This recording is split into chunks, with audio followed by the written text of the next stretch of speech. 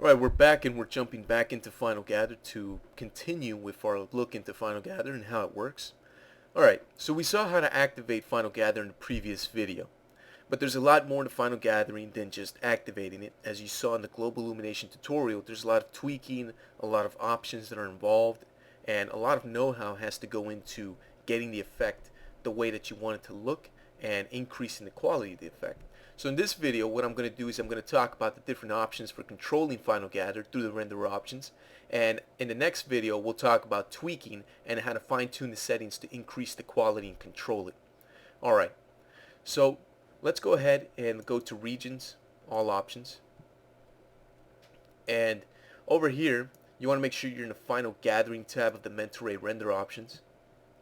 And we have quite a large number of options and parameters to adjust and change here and talk about in order to control Final Gathering over here. So what I decided to do was kind of split this into two videos.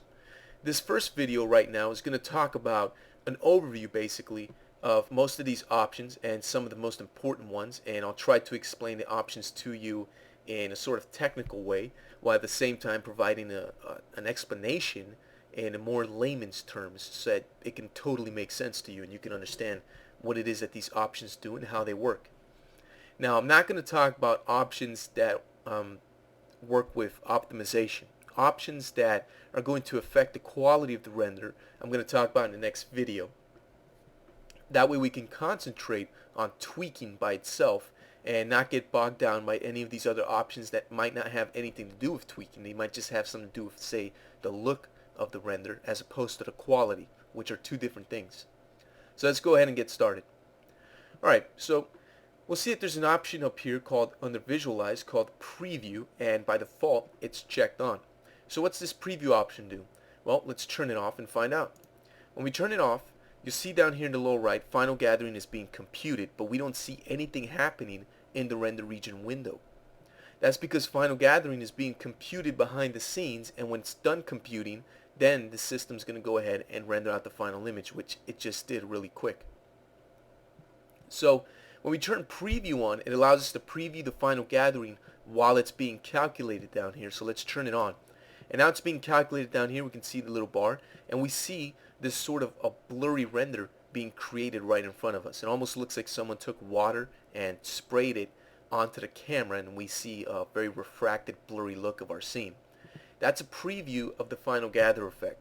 So what's so useful about this preview? Well, the preview is pretty useful because if you change some values like the brightness of the Final Gathering effect in the scene, for example, like we were doing earlier in the previous video, the preview allows you to see how bright that's going to be. So if you went too far and it's way too bright, the preview lets you see that, so you don't have to sit here and wait for the final thing to render, which can take a pretty long time.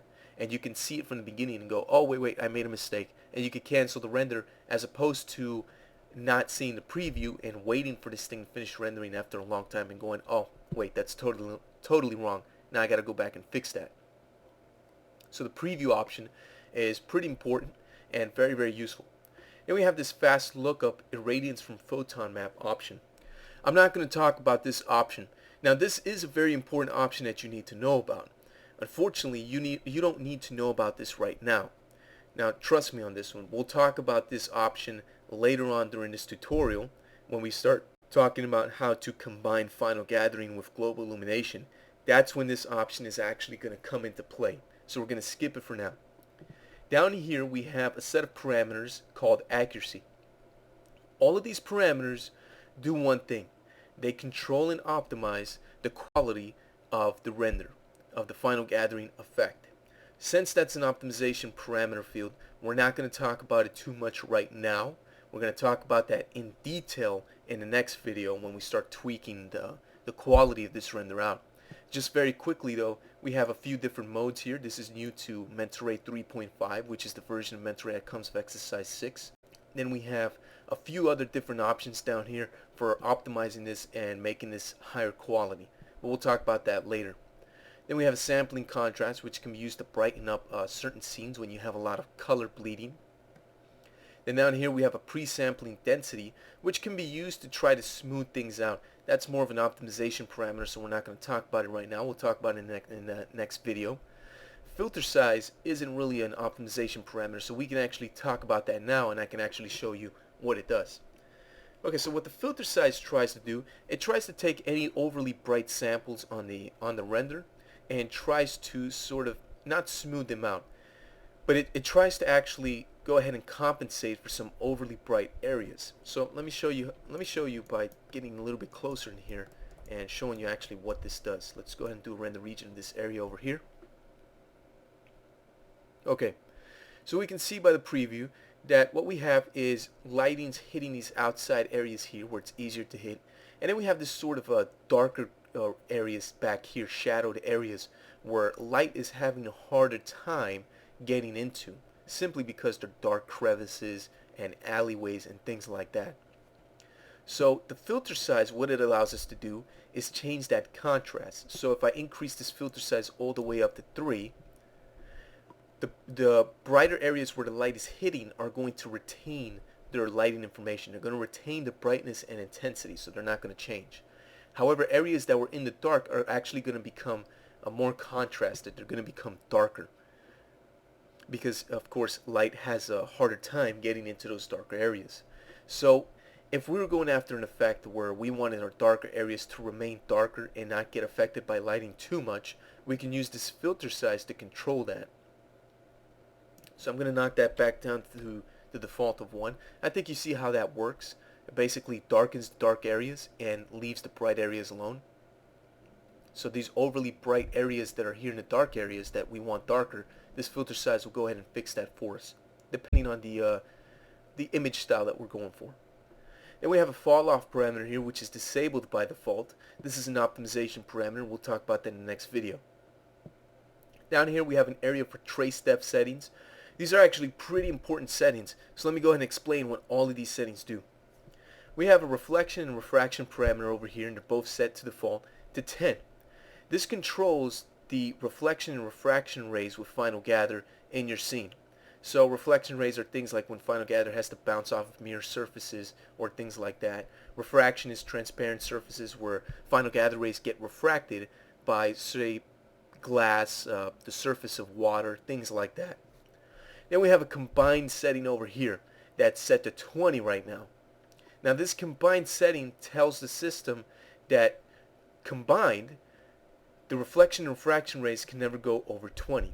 This is a very good thing because you don't want rays being ray traced over and over again in your scene because you'll probably sit here forever trying to render.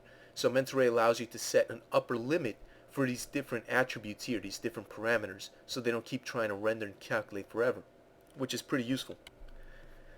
Okay, now what you want to make sure is, well, first of all, the default settings are pretty good. You'll very rarely have to ever change them, but you can if you want to. That's the beauty of Mental Ray, that the control over everything is there. Now, you want to remember a rule here, and the rule is this. Doesn't matter what your reflection and refraction parameters are set to. The combined parameter can never be set to anything lower than the sum of these two.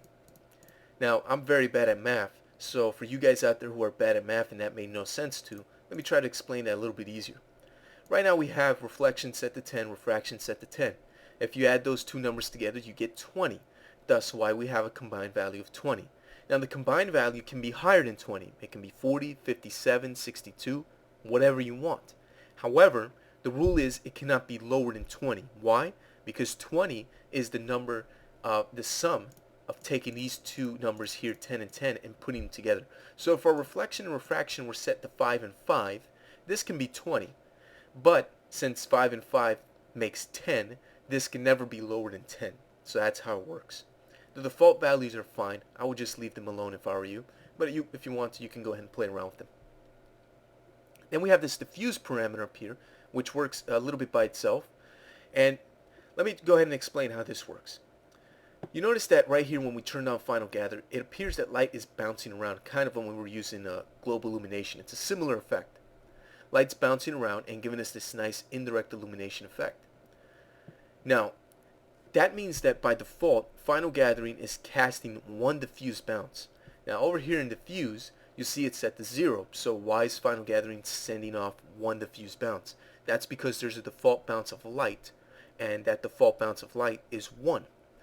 What we have here is an option that allows us to add more diffuse bounces, as many as we want, to our scene. So if we want light to bounce around one extra time, all we have to do is type in 1 over here, and you'll notice that our render actually becomes brighter. That's because light is bouncing around twice.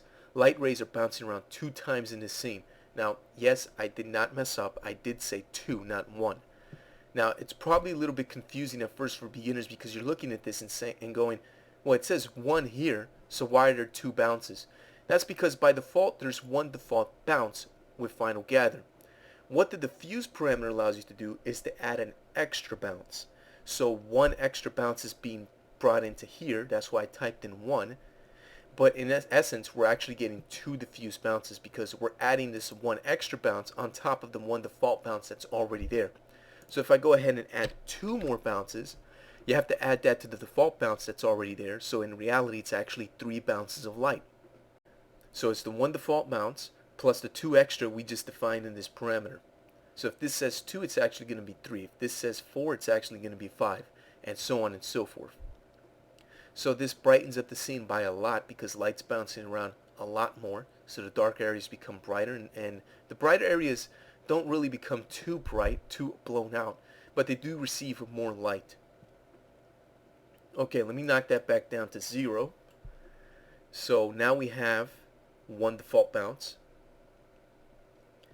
And we have a couple of more parameters down here. We have a primary bounce color and a secondary bounce color. Let me show you how these work. The primary bounce color is the color of light that bounces with the default bounce of light. Remember how I said over here with the diffuse that it doesn't matter what you have this set to, there's always 1 default bounce of light in your scene, even if this is set to 0. Now, the default color of this bounce light is white. In other words, it's neutral. So that's why this looks gray, because the material that this object has, this city object has, is a gray material. If we were to give it a red material, we would see a tint of red. Now, if we want to control that primary bounce color independently, we can actually change it over here by choosing another color. So I can say choose green, for example, and it'll add green to the default bounce. But you've probably noticed in the preview render that it actually doesn't show up green, and when it does the final render, it's still white. This is caused by a little bug in exercise 6. And a little bug can be worked around very easily. All you have to do is come up here to the diffuse parameter and just move the slider back. And that just forces it to update. I don't know, it's just a weird quirk in here, a little bug introduced in exercise 6. But as I said, it's easily fixable. And we can control the primary bounce color in our scene. So we can turn it to green, for example, and everything will have a green tint to it as opposed to white. Now, we have a secondary bounce color. Now, this secondary bounce color is the color of light that's bounced around after the default light, which we can control with this diffuse parameter. So let me go ahead and set the diffuse to say one extra bounce of light. So now we have light bouncing around 1 extra time besides the default bounce of light.